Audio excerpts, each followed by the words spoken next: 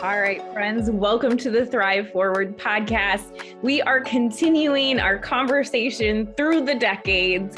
And this week we are focused on the conversation of what you should be doing in your 40s and 50s. Again, as I talked about in our last conversation around our 30s and our 20s, this is very personal information. So as it comes to the suggestions that we are making, it is important that you lean into those around you, as I commonly refer to, your personal board of directors. Lean in close to them. What is it that you need from them? Are the things that we're talking about relevant to your financial situation? I talked about this in a teaser to this month's podcast, but honestly, there are things that you might be experiencing in your 40s and 50s that are starting you over, and things that maybe you experienced in your 20s and 30s. Perhaps you're going through a major life transition that has caused you to hit a pause. Then go back and listen to that one. Just because it says it's your 20s and 30s doesn't mean that it isn't just you have to be in your 20s and 30s. It's essentially just starting your wealth journey. And so don't limit yourself to just those spaces. Now, that being said, you are well established in life, my friends. You are in your 40s and your 50s. And as many of my friends in their 40s say, 40 is the new 30. I don't know yet. I haven't hit that decade, but I have served many clients in this space. In fact, it's kind of my sweet spot. And I love this pre-retirement conversation. You have so many different things that are happening in your 40s and your 50s, as we kind of always do in life. But let's dive into the great content. And if you know a 40 or 50 something who could use some of this advice, then my friend, share it. Share it in your email, send it as a text, share it on social media, send a carrier pigeon. I don't know, but let's all continue to talk about money and spread the word so that we can all have a healthy relationship with our wealth. All right, friends, let's dive into the good stuff.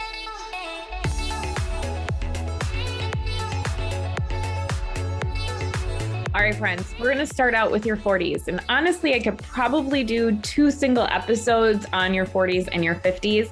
And maybe we will in the future dig more into these topics. But of course, your feedback is something that we are looking for. So if you like this content, then let us know and we will definitely break it down even more. That being said, let's start in your 40s. So of course, we talked about in your 30s, just the amount of life transitions. Well, in your 40s, you are likely going to go through some very similar things. Maybe there are some changes in relationships that you have. Maybe your kids are going to leave the nest.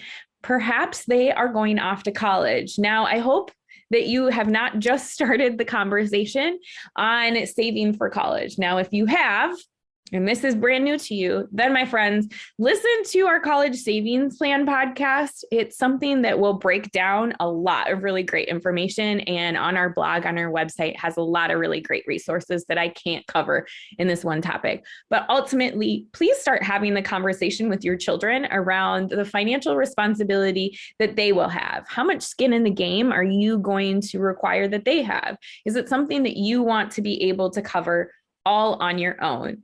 That being said, college is expensive. And so are you going to cover the full cost of an in-state tuition school or Harvard? There's a big difference between the two. We're in Minnesota. The University of Minnesota is a phenomenal school. In fact, go Gophers, Sky-U-Ma. I am a huge Gophers fan. That being said, you want to make sure that you are having realistic conversations about the expectations. Don't wait until your children's senior year of high school to have this conversation. Take them on tours of their college. Have realistic conversations about what you've saved.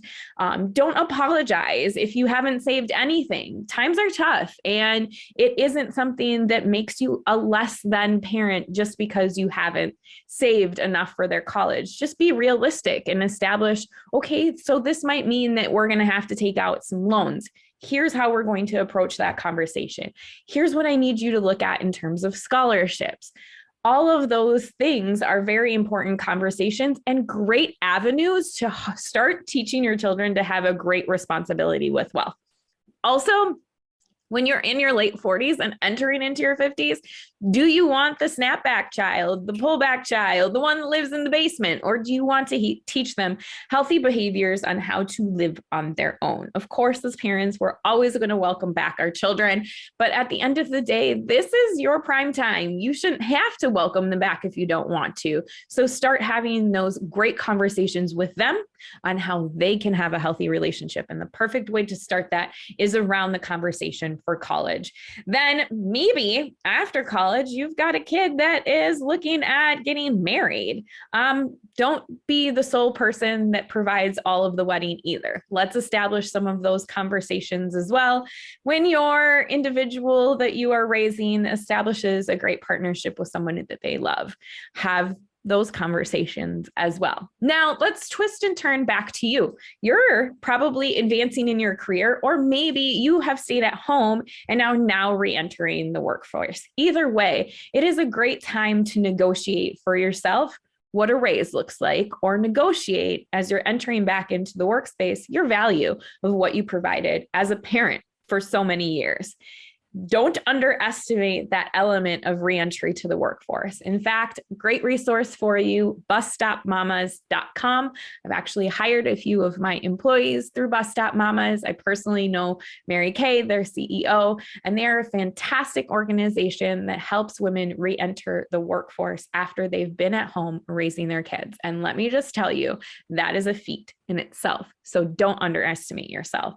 If you are well established in your career and maybe you were the working mom, I don't understand why we have to signify as women working versus not working mom. I feel like we're all always working. It's just, are we working inside the home or outside the home? And perhaps you were having this badass career and now you're a director level and above. Again, this is like the sweet spot that I love, but understanding your compensation package.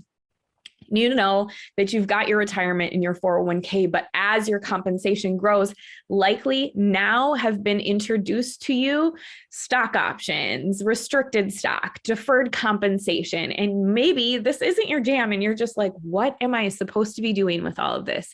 Please enter your personal board of directors. This is key. So many different moving parts happen when our compensation packages end up being more complex. There are taxes that are involved. There are right times to sell and wrong times to sell, and different things that we need to understand. Playing into that is also understanding what our exposure is to our company's stock. Of course, we all believe in the companies that we work for. I, of course, do, because it's my company. But before I worked for myself, I did believe very much in the companies that I worked for. And of course, we want to support them. But I need you to remember a small firm several decades ago called Enron. I don't want you to be in that situation.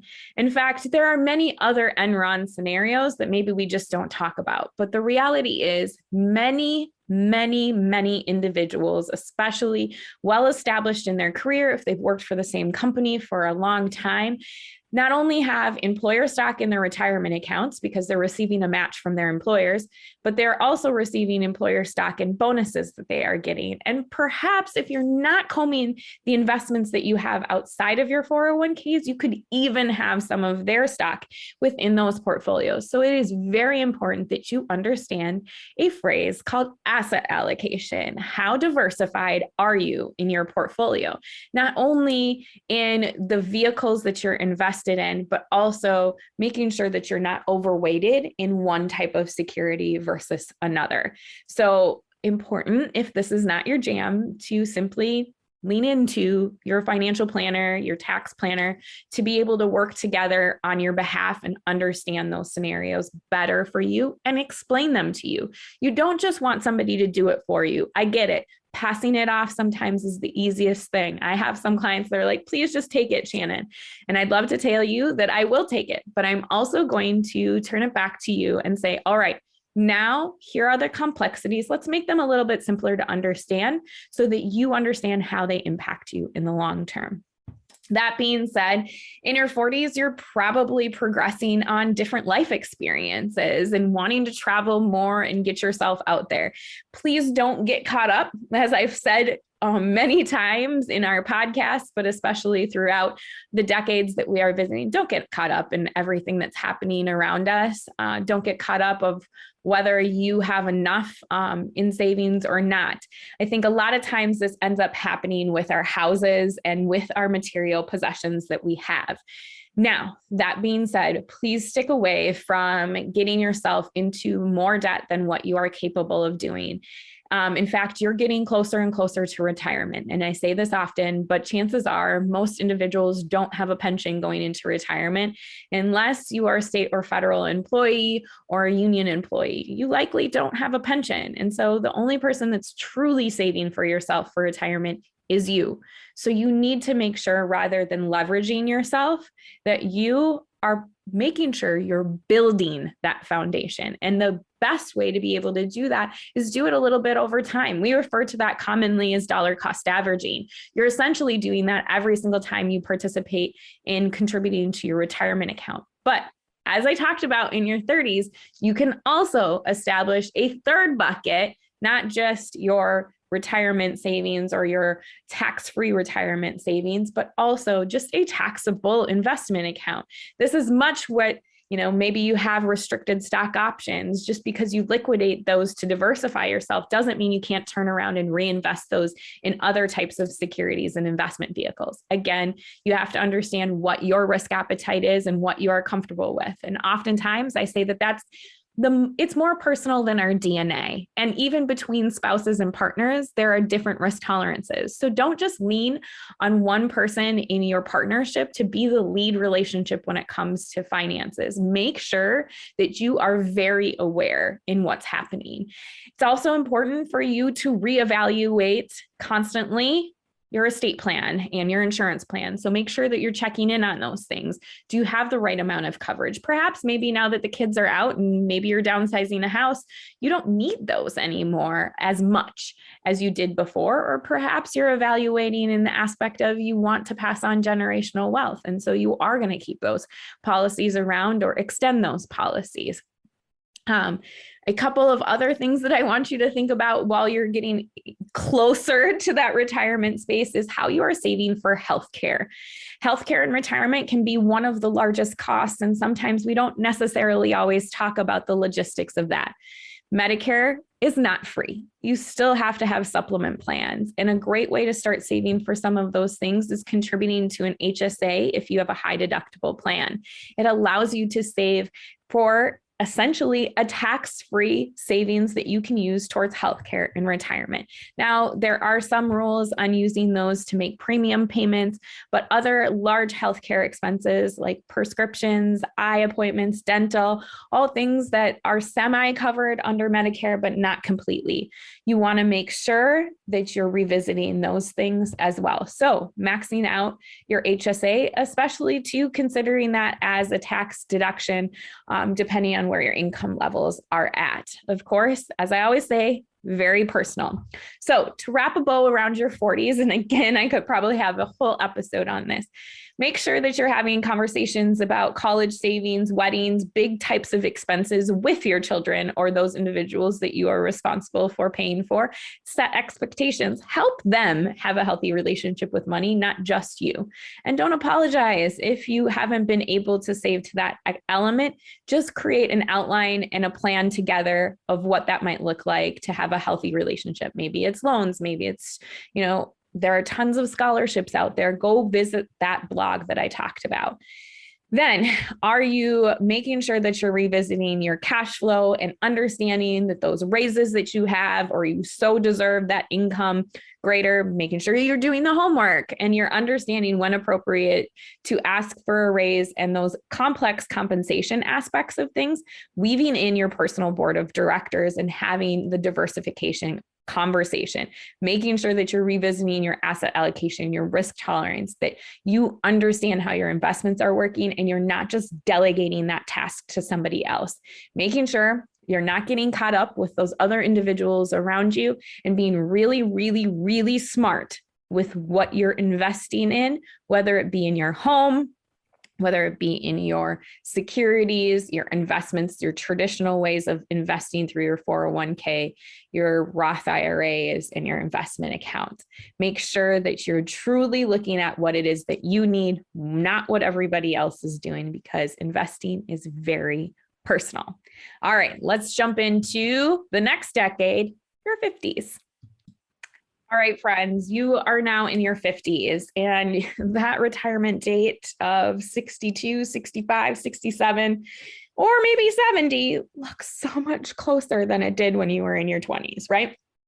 So this is the time for you to really check boxes and understand. I hope that you have listened to the other pieces, whether it be your 40s, 30s, 20s, so that you can have those healthy conversations with the individuals in your life and understand where you realistically are at. Like I said at the beginning of this podcast, it doesn't mean that just because you're in your 50s doesn't mean you don't need to revisit some of those things. Don't overthink that element. But let's talk about some of the things that I work with clients on specifically in this space or status. So you are well established, you are senior in your career, you are earning your top wages, you are likely, if you have not already had shifted children out of the house, you are likely still at the beginning stages of that in your early 50s, maybe, and looking at that transition. Now, the other pieces that you should consider understanding are other elements of how to look at retirement. Making sure, again, you have different buckets of access.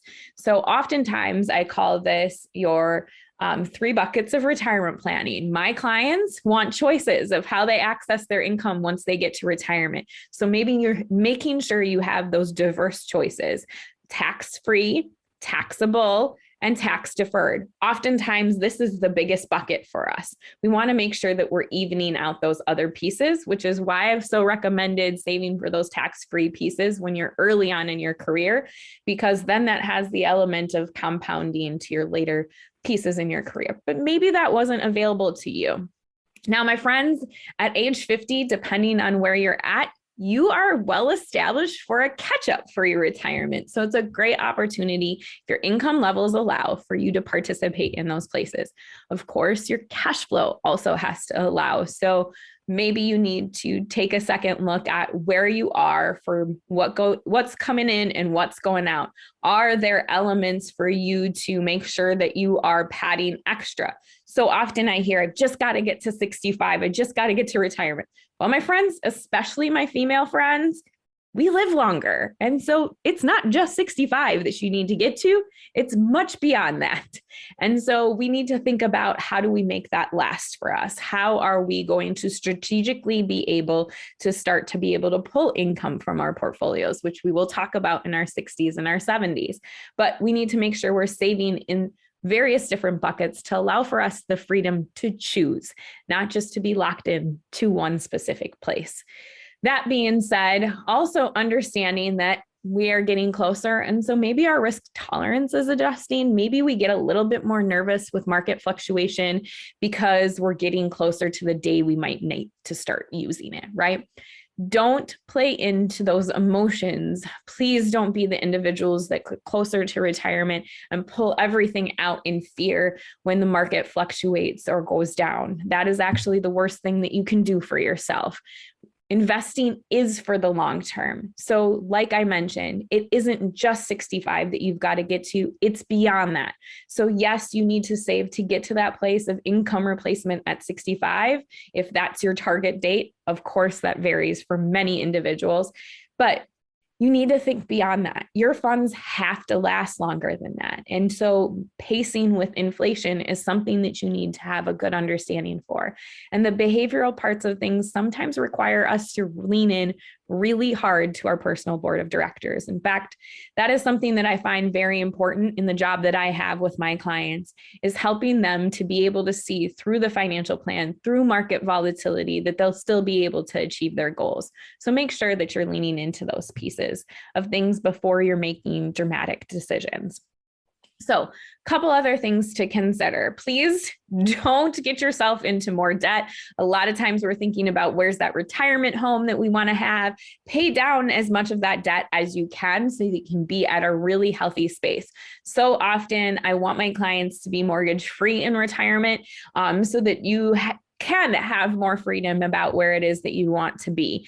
Now, that isn't always the case. And there are plenty of people that I know that do still have mortgages in retirement, and maybe they're not as big as they were when you started. Fingers crossed. Hopefully you're not cashing out on your house and refinancing to pay for school for your kid or a wedding. That's not the responsible way to be able to pay for it. Let them have skin in the game. Don't use your retirement to be able to pay for those things or accumulate debt that prolongs the inevitable of retiring when you want to be able to. The other big piece, which is not something that everybody wants to be able to talk about, but we are going to age, and we don't want to wait until we aren't healthy to start thinking about that. That being said, long-term care is a conversation to be able to have with your partner and with your children, actually, because likely they are the individuals that are going to have to care for you. How do you want them to care for you? Do you want them to have to stop working to be able to care for you? Or do you want to be able to mitigate any of that using resources that you already have? Looking into how to self-insure and save enough for yourselves to be able to use it. How are you going to compete with taxes? How are you going to compete with inflation? All of those things if you're considering self-insuring. And then also looking into long-term care insurance. It is going to get more expensive the older that you get. So in your 40s and 50s, once your kids are done with college, it's a really good time to start thinking about what is it that you are going to be saving for long-term care if you were to need it. There are a lot of great resources out there in conversation. In fact, there are some great insurance policies out there that aren't just use it or lose it. It's not like auto insurance. You can use it as a generational wealth tool as well if you weren't going to need it for care. So just starting to have those conversations and involving your financial plan to be able to see what would be the impacts if something like that were to occur. So making sure that you're understanding in your 50s, let's put a bow around it. Like I've always said at the end of these, I could talk for days about the different things that you should be doing in the different decades that you're living, but I'm trying to make this short and sweet for you and digestible. That being said, in your 50s, making sure that you are having, again, a healthy relationship, not overspending, not buying into the equity in your home, making sure that you are evaluating the different buckets that you are saving into to make sure that once you need to start saving for or start taking from them, that you have the ability to choose where it is that you want to be, evaluating your risk tolerance, not making emotional decisions when it comes to your investments, rather staying the course and understanding 65 isn't necessarily the target. It's the target to get to, but you need your funds to last longer. You don't want to outlive your money. You want your money to outlive you, even if it means rubbing the last two nickels together. So make those decisions strategically, not emotionally. And if you need to rope in your personal board of directors, then please do. Lastly, thinking about long-term care insurance and understanding what the effects of a care event might mean for you and how do you personally want to be able to plan for that. This is something that you can plan for ahead of time, a little bit more strategically from a financial standpoint. As somebody who has personally walked through this recently with loved ones, please don't wait until the last minute. Please don't think you're invincible from these different things happening to you. It is likely that at some point in life, whether you're in your 90s or in your 70s, that you might need care. And so being able to have the conversation with the people that are important to you and understand the financial impacts are a step ahead, and it's mature for you to be able to do that. Through all of this, I always want you to remember, my dear friends, you are worthy of wealth.